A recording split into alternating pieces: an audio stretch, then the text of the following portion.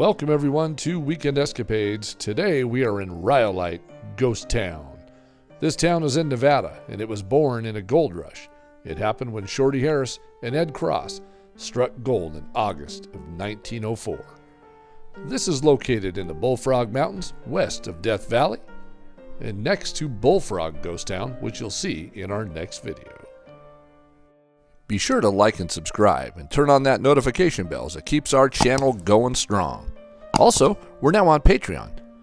Go in the link below, click on it, and check it out. Let's start our adventure right here at the old rail car. Now this one's right next to the train station. When you pull into Rhyolite, you'll start up the hill. And when you look up there, you'll find that there's this huge train station. And we're going to share that with you and some information. But this boxcar reminded me a lot of the one in Barrow, Utah that they used as a post office. This one is amazing. Look at the original building of the train station. Now this train station was built and completed in 1908. And when it was completed, there were more people moving out of Rhyolite than moving in, as this was getting ready to turn into a ghost town. In the 1930s, the old depot became a casino and bar, and later it became a small museum and souvenir shop that stayed open until the 1970s. When it was built, the total cost was $130,000 to finish the building. Now as we walked around the building, you could see how massive it was. And there's kind of an entrance here in like a patio that has a wood surface to it where the railing is right there. So it's all a wood ceiling. But this building is just giant, and the way it's built with its Spanish structure, really, really nice to see this thing still standing. It would be excellent if they could restore this and you'd be able to go inside and turn it back into a souvenir shop. There were a lot of people here in Rhyolite coming and going, but we kind of went off the beaten path and go in the mine here towards the end of the video. So stay tuned for that. You're going to love that. So here's the backside of the train depot. So in the front where we were standing is where the tracks actually were. And this would be the backside of the building that overlooked Rhyolite itself and also the mines that are up in the hills. As we walked around the property, we found a tremendous amount of pits full of cans, and also the washes that come down the hills, just full of tin cans that washed off the properties and on down the hill. And it's from these miner cabins. So this is one that's left. There's a couple of them still here on property, but there were a tremendous amount of miners' cabins and houses here. And I think that each one of them just had like a garbage pile that they had by their house and just filled the old tin cans in those holes. And then when it rains and washes through, those tin cans will wash down the hill and just have the desert is just littered with tin cans and like oil tins and things like that. This old building was fascinating. You can see it was just all wood roof, wood floor, and the old place there where the old stovepipe went through. So loved this building. Not much to it anymore, just kind of a skeleton of a building, but still awesome to see. So this is a miner's cabin that is in really good shape, still has the glass and the way it was built. So this one here was built out of a cement style with a lot of small rocks, and then the walls and everything were formed when it was put up. So it was the first one of its kind. Now this one is the jail of Rhyolite. This is an amazing building, and the bars are still in the windows, and it has two huge solid steel doors. This is one of them that we're walking up to here. And of course I had to grab the handle. I know it's welded shut, but I had to do it anyway just to check. And let me tell you, that is one heavy door.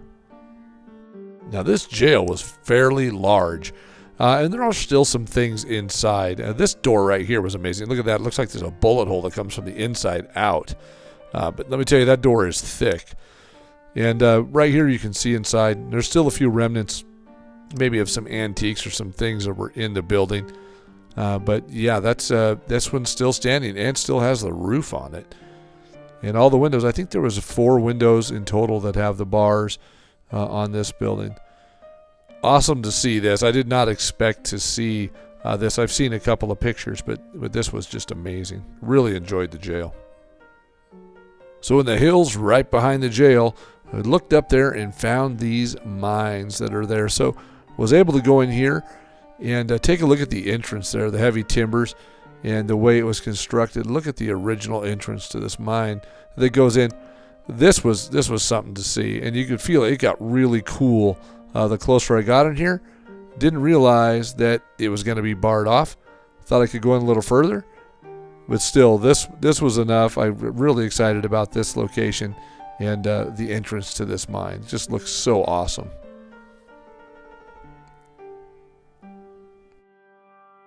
And after we got done walking around the mine, I thought I'd take a look at the property itself from up there. Look at the view from up on top of this hill. And look how vast this property was. Huge. I don't know how many acres it was, but it was a massive. And oh, there's Lisa. She's sneaking back out of the mine. And this is the Porter store. Established in 1906, it's said to be one of the largest employers in Rhyolite. Everybody wanted to shop at this store, and it was said that they had grand Christmas decorations. Now this is the Overberry building. Now this building was interesting. It was a common building that had multiple businesses inside. It had a brokerage. It also had a national bank. And then it had a dentist office and some professional offices inside this building. Now that large door that you see, that little square in the middle of the building, is a vault. And we're going to take a look at that vault. This vault was quite large, and the walls were very thick, as you can see here. And also inside at the roof, there were metal. Those are pieces of metal. So it was a metal roof that was in here. Looked like it was fireproof, but what was really strange is that it had wooden doors. And these wooden doors looked like they were set inside the walls. So like they slid inside the walls, as you can see there, and came out. I could be wrong. But if you have a fireproof vault, why would you have a wood door? Now here is the prize gem of Rhyolite. This is the Cook Bank building. Now this took 2 years to build and was completed in 1907. In a financial crisis, often referred to as the Knickerbocker crisis, caused this bank and other banks across the country to go bankrupt. And by 1910, the Cook Bank building was closed and John Cook sold off all of the building's fixtures. Since the closure of the Cook Bank building, it has appeared in many movies, including The Airmail, The Arrogant, Cherry 2000, and The Island. Now, what town wouldn't be complete without a school for all the kids? It started off with 26 kids enrolled in this school in a one-room schoolhouse and quickly grew to over 225 additional students. Understandably so. The teacher was said to have a nervous breakdown from the number of students packed into the original schoolhouse. By 1907, Rhyolite had about 4,000 residents and had concrete sidewalks, electric lights, telephones, and a telegraph line.